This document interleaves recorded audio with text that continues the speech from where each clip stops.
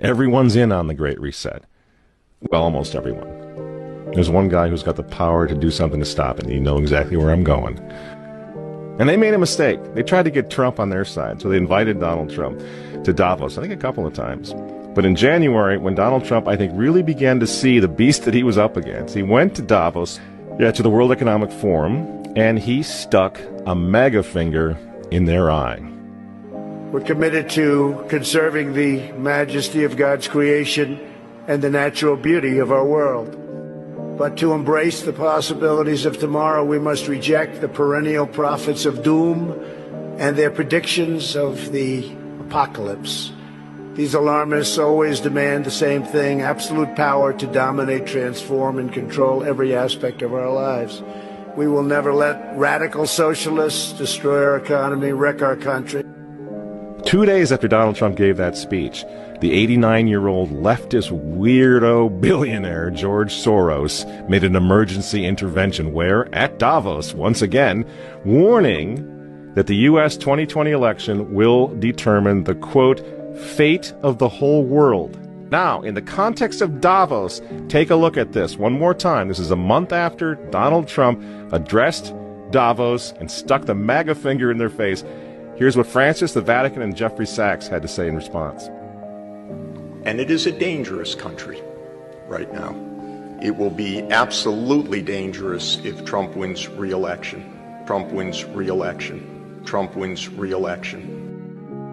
Francis invited this guy to the Amazon Synod as an honored guest and advisor. He's also Bernie Sanders' advisor. What's he doing in the Vatican? Why is this guy who's a promoter for socialist, out-and-out socialist, Bernie Sanders, what's he doing advising the Pope? Why does he have entree to the Vatican, friends? Sachs supports abortion and contraception, but that's not a problem for the Vatican. For the Vatican, for Pope Francis, and for his friends at the UN, Donald Trump is the problem, obviously, friends. Clearly, I consider the Trump administration a danger to the world, but I regard it as a purely temporary phenomenon that will disappear in 2020. Do you get it? Do you see why there's so much hate for Trump? Because with all of his faults, again, he's the capitalist. He's not the globalist. He never will be one of them, which is why he pulled the United States out of the Paris Climate Agreement. Donald Trump pulled the United States out of the World Health Organization. That's Bill Gates and company. And now he's threatening to pull the United States out of the World Trade Organization. People say, yeah, well, Donald Trump got married twice. He's a bad guy. Really? He's right in the face of the demons on this, friends. Nobody ever said he was a saint. He's knocking the sacred cows of the United Nations down all over the world right now. The General Assembly routinely votes 185 against the United States on almost everything right now. And you remember, speaking of the United Nations, in November of 2019, again, right before COVID landed, Trump went to the UN on the floor of the General Assembly, and he declared war on globalism. Wise leaders always put the good of their own people and their own country first. The future does not belong to globalists. The future belongs to patriots. And shortly after the speech at the UN, Donald Trump delivered, what do you think happened? The coronavirus was unleashed on the world, and Trump's booming U.S. economy went on life support. Do you think that was an accident?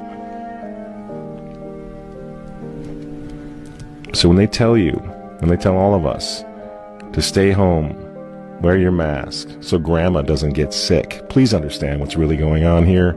They don't care about your grandmother. They don't care about old people, these people. They don't care about babies. They want them aborted so that they can save the common home.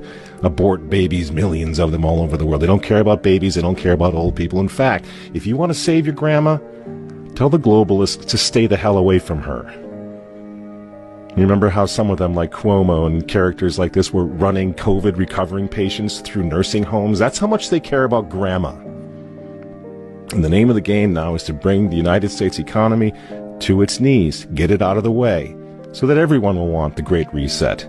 Make the new normal so intolerably abnormal that even you and I, maybe, at some point in the near future, will be begging for the vaccines because we'll be driven crazy by that point. Begging for whatever else is going to keep us safe according to our jailers and our handlers and our zookeepers. You see? That's what they want. That's why they keep using this term, new normal. What we do to fight back? Go to work. Go back to school. If you're healthy, take off the mask. And for heaven's sake, go back to church and pray that Trump wins in November. That's what the reset was all about. That's what the Russia hoax was all about. That's what the impeachment hoax was all about. Don't you see?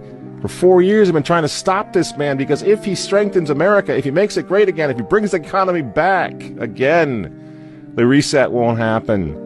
The New World Order is going to be set way back. Who knows when they're going to have another COVID opportunity like this one again, and they know it. So ask yourselves why they hate this man. These folks, these men, they hate God. They hate the unborn. They hate the traditional family. They hate you. And they hate Donald Trump, whose political opponents, by the way, right now are knocking statues of saints to the ground. They're beating up cops, and they're burning flags. You say you don't like Trump. I'm sorry, friends, but who cares? That doesn't really matter anymore. What you think of Trump's personality or his tweets. Look at the big picture. The choice is simple, friends. Stand with America right now, or fall with the New World Order in the not-so-distant future. There's no other choice. I'm Michael Matt for Remnant TV, and we'll see you next week.